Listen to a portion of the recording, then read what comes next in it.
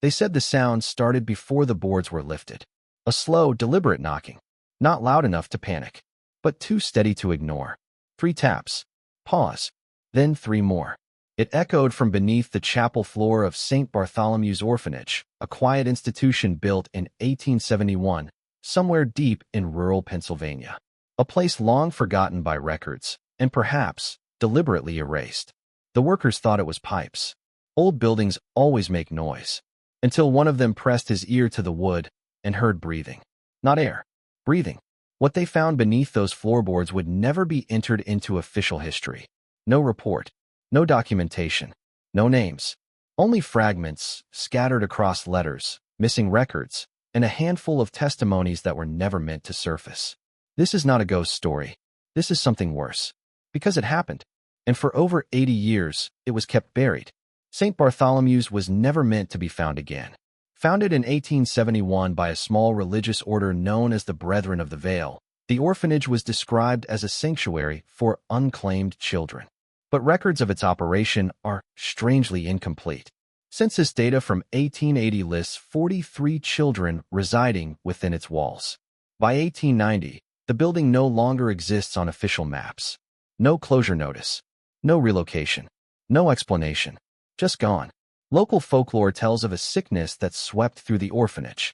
Others claim a fire. But no ash, no graves, no ruins were ever recorded. It simply disappeared from memory. Until 1936. That's when a survey team, mapping and used land for railway expansion, stumbled upon a structure swallowed by forest. The building was still standing. Windows intact. Doors sealed. Untouched. As if the world had forgotten it. But time had not. Inside, everything remained in place. Beds made. Tables set. Shoes neatly arranged beside doors. But there were no children. No staff. No sign that anyone had ever left. Except for one detail. Every clock inside the building had stopped at exactly 3:17 a.m. The chapel was the only room that didn't feel abandoned. It felt occupied. Dust coated every surface of the orphanage, except the chapel floor. That was clean. Too clean. As if someone, or something, had been moving there recently. The survey crew reported an unease they couldn't explain. One man refused to step inside entirely. Another claimed he heard whispering, though no one else was speaking. And then there was the smell. Not decay. Not mold. Something older. Like wet soil after rain. The decision to remove the floorboards wasn't immediate. It came after they noticed something unusual in the wood itself. Small scratches. From underneath. Dozens of them. Layered over time. As if something had tried to claw its way up. When the first plank was pried loose, the knocking stopped. Completely. Silence filled the chapel so suddenly, it felt unnatural. Then they saw it. Beneath the floorboards, there was another floor. Not foundation. Not dirt. Another wooden layer. Older. Darker. And carved into it were markings. Symbols. Hundreds of them. Each one etched with a precision that suggested intention, not panic. This was not something trying to escape. This was something trying to be kept in. The second floor wasn't just hidden. It was sealed. Each plank had been nailed down from above and below, as if whoever built it wanted to make absolutely certain it would never be opened. But time weakens even the most deliberate structures. And curiosity is stronger than fear. When they broke through the second layer, the air that escaped wasn't stale. It was warm, and carried a faint, rhythmic sound, like a heartbeat. Below was not a basement. It was a chamber, perfectly square, roughly 20 feet across.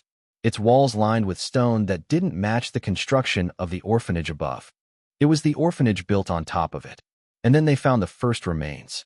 Not buried, not hidden, placed carefully around the circle.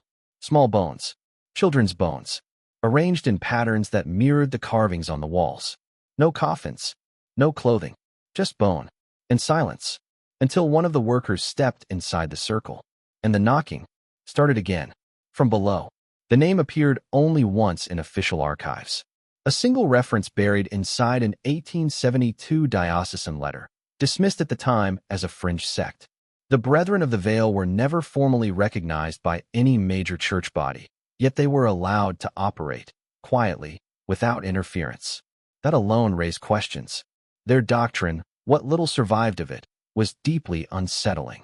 They believed that children were not born empty, but carrying echoes, fragments of something ancient that predated memory, predating even faith itself. According to their writings, these echoes could be guided or contained, and if left unchecked, they would call back whatever had placed them there. The orphanage, they claimed, was not a refuge. It was a threshold. In a locked office on the second floor, investigators discovered a ledger. At first glance, it looked like a standard intake record: dates, ages, physical descriptions. But something was off. There were no names, only numbers. Each child was assigned a sequence, followed by strange annotations written in tight, careful script. Resonance confirmed. Unstable during silence. Responds to pattern 3. Some entries ended abruptly. Others were marked with a symbol that matched those found beneath the chapel. A circle, broken by 3 vertical lines. The final pages of the ledger were the most disturbing. Instead of entries, they contained diagrams, detailed sketches of the chamber below, and at the center of each drawing, a child, standing inside the circle, alone. Among the scattered testimonies recovered decades later, one stands out. A railway worker named Elias Mercer claimed that, during the excavation, they found something alive, not in the chamber, but between the layers, wedged in a narrow space where no person should have been able to survive. He described it as a child. Thin, pale, unmoving. At first, they thought it was a body, until its eyes opened. Mercer insisted the child did not blink, did not react to light, did not speak, at least not with its mouth. Instead, he said, it answered questions that were never asked aloud. One worker thought about his wife. The child whispered her name. Another remembered a prayer from childhood. The child recited the rest of it, perfectly. Mercer claimed the worst part wasn't what it said. It was how it listened. As if every thought in the room had become accessible. They removed the child from the space. But it didn't struggle. It only looked back, toward the hole in the floor, and smiled. The symbols in the chamber weren't random. That much became clear when a professor of early American religious studies, Dr. Helen Caraway, was brought in to examine them. She didn't recognize the language, but she recognized the structure. These aren't symbols, she said. They're instructions. According to her analysis, the carvings followed a repeating sequence, mathematical, almost musical in nature. A pattern designed not to communicate meaning, but to produce an effect, like notes in a song, or steps in a ritual. When arranged correctly, the symbols formed a continuous loop around the chamber. A cycle, unbroken, except for one section. Near the entrance, a small portion of the pattern had been deliberately altered, scratched out, rewritten. Caraway believed this wasn't damage. It was a correction. Someone had changed the pattern, and whatever it originally did, they were trying to stop it. The time frozen on every clock, 3:17 a.m., wasn't random. It appeared again in the ledger, repeated across multiple entries. Subject active at 3:17. Do not enter chamber during 3:17. Containment fails at 3:17. No explanation. No context. Just the time. One recovered letter, believed to be written by a member of the Brethren, offers a clue. At that hour, the boundary weakens. The echo is no longer contained within the vessel. It begins to remember. Remember what is never stated. But the implication is clear. Whatever the children carried inside them, it wasn't dormant. It was waiting. And at 3:17 a.m., it woke up. The final document recovered from the orphanage wasn't a report. It was an order, and signed, undated, but written with urgency. Seal the chamber. Remove the upper structure from record. No remains are to be relocated. No witnesses are to be retained. The wording is precise, deliberate. This wasn't panic. It was procedure. Someone, somewhere, knew exactly what had been discovered and exactly how dangerous it was. The orphanage wasn't abandoned. It was erased, buried beneath paperwork, silence, and time. But the most chilling line comes at the very end. Do not disturb the second layer. It is not a foundation. It is a door. They were told not to touch it. The order was clear, direct, final. But by the time that document was found, the damage had already been done. One of the workers, the same man who first stepped inside the circle, returned to the chamber alone. No one knows exactly why. Some said curiosity. Others said something called him back. What is certain is what he changed. When the crew descended the next morning, the circle was no longer intact. A single section of the carved boundary had been chipped away. Not destroyed completely, just enough to interrupt the pattern. At first, nothing happened. No sound, no movement. But the air felt different, heavier, like the room itself was holding its breath. And then they noticed the bones. They had shifted. The bones had been carefully placed before. Deliberate, symmetrical. Now they were wrong. Still arranged in patterns, but not the same ones recorded in the ledger. The shapes were unfamiliar, chaotic, and at the center of the circle, where there had once been empty space, there were footprints, small ones, bare, leading outward from the center to the edge of the broken circle, and then stopping, as if whatever made them had simply vanished. The workers searched the entire chamber. No exits, no tunnels, nothing. But when they looked back up toward the chapel floor, they noticed something that hadn't been there before. New scratches, fresh, etched into the underside of the boards. From below, the child they had found, the one between the layers, had been taken to a nearby medical facility. At least, that's what the official account says. There are no records of admission, no doctor signatures, no discharge papers, only Mercer's testimony and one other. A nurse, whose name was never published, described the child as present but not anchored. She claimed its body showed no signs of starvation, despite its condition. No infection, no weakness, just stillness. Until 3:17 a.m. That's when the monitors, primitive as they were, began to fail. Lights flickered, instruments stalled, and the child sat up. Not slowly, not like someone waking, but instantly, as if it had never been asleep at all. The nurse reported that the room grew warm. Unnaturally so. And then the child spoke. One sentence. Clear. Calm. You opened it. Back in the chamber, the crew made a decision. Against orders. Against instinct. They began to dig. The center of the circle, now disturbed, revealed a layer of compact soil beneath the stone. And beneath that, something hollow. Something hollow. The sound of their tools changed. From resistance to echo. They cleared enough to expose a surface. Not wood. Not stone. Something smooth, dark, and when they brushed away the dirt completely, they realized what they were looking at. It wasn't a floor. It was a lid, seamless, except for a faint outline forming a perfect square. No handle, no hinges, just a boundary, like the circle above it. Only this one had never been broken. Until now.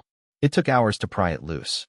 The material resisted in ways they couldn't explain. Tools slipped, edges refused to catch, as if the surface itself didn't want to be touched.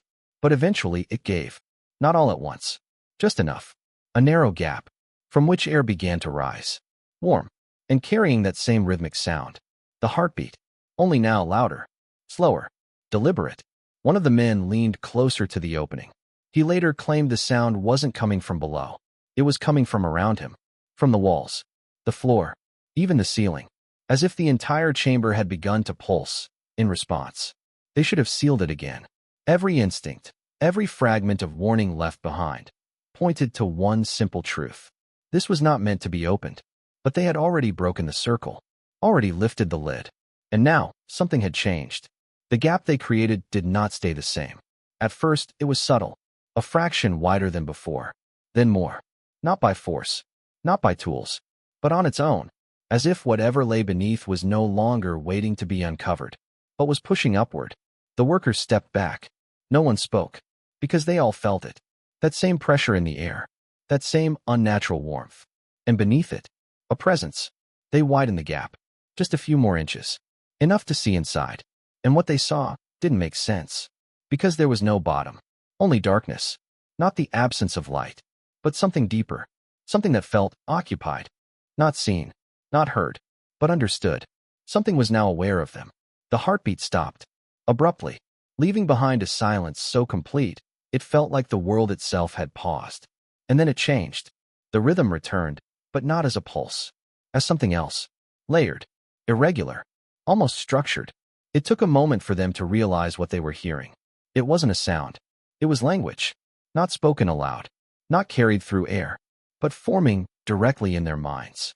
Fragments at first, broken phrases, unfamiliar words that somehow felt understood. One of the men dropped to his knees. Another covered his ears, though there was nothing to block. Later accounts all described the same sensation. It wasn't communicating to them. It was communicating through them, using whatever was already inside. memories, fears, fragments of thought, and shaping them into something else, something coherent, something intentional, and at the center of it, one repeating idea: return. The ledger was wrong, or rather, incomplete. Those children hadn't disappeared. They hadn't been taken. They hadn't even died, at least, not in the way anyone understood death. The chamber wasn't a place of burial. It was a place of conversion. The brethren hadn't been containing something beneath the orphanage. They had been feeding it, not with bodies, but with something less visible, something harder to define. Every entry in the ledger, the annotations, the patterns, the timings, pointed to a process, a gradual change. The children were not victims of a single event. They were participants in something ongoing, prepared, positioned, placed within the circle. And at 3:17 a.m., something reached back, not to take them, but to bring them closer, to make them like it. Elias Mercer was the last to leave the site. His testimony, recorded unofficially years later, ends abruptly. But the final portion is the most revealing. He claimed that, as the opening widened, the darkness inside began to shift, not moving upward, but reshaping, as if it were adjusting to fit the space above it. And within that darkness, he saw forms, not clearly, not fully, but enough to recognize structure, outlines that resembled children, standing, waiting, not trapped, not reaching, just present, watching, and behind them, something larger, not a figure, not a shape, but a density, a depth that made everything around it feel thinner. Mercer wrote one final line before the account cuts off. They are not down there. They are not anywhere. They are what happens when the boundary is gone. The site was sealed again, not with care, not with precision, but with urgency. The chamber was filled, the floor restored, the orphanage left to collapse under time and weather. And once again, it was removed from record. No official follow-up, no continued investigation, just silence. But years later, decades, even, there have been reports, not of the building, not of the chamber, but of something else. Homes where floors feel warm at night. Rooms where children speak in voices not entirely their own. Moments at exactly 3:17 a.m., where the air grows heavy and the silence feels occupied. And always, the same pattern. 3 knocks. Pause. 3 more. Because the truth is, they didn't seal it. They only covered it. And whatever was beneath that second layer was never meant to stay there. After the site was sealed, the story should have ended. That's how these things usually go. A hidden place. A buried truth. A quiet disappearance. But this one didn't stay contained. Because the pattern, the one carved into the chamber walls, was never destroyed. It was copied. Unknowingly. In fragments. Dr. Helen Caraway, before her sudden and unexplained withdrawal from public work, published a short paper. It was removed within weeks. But a partial copy survived. In it, she described something deeply unsettling. The symbols found beneath the orphanage were not unique. They appeared, partially, imperfectly, in other places. Old church engravings, children's drawings, architectural blueprints from unrelated structures. Different times, different locations. Same pattern, not identical, but close enough to suggest repetition, like something trying to recreate itself. Over and over again, there are reports, always unofficial, always dismissed. A family in Ohio claimed their child began speaking in unfamiliar phrases during sleep, phrases that matched fragments from Caraway's notes. A contractor in Vermont reported finding layered flooring in a 19th-century home, 2 separate structures, one built directly over the other, with markings between them. And then there are the recordings. Low-frequency sounds captured during renovations. Rhythmic, consistent, almost like a heartbeat. Most of these accounts never go beyond local discussion. They're explained away. Old wiring, imagination, coincidence. But there is one detail that keeps repeating. Not everywhere, but often enough. 3:17 a.m. What if the orphanage wasn't the only place? What if it was just one attempt? One structure built over something older, something already there. The phrase second layer suggests a foundation. But what if it's the opposite? What if the visible world is the layer placed on top?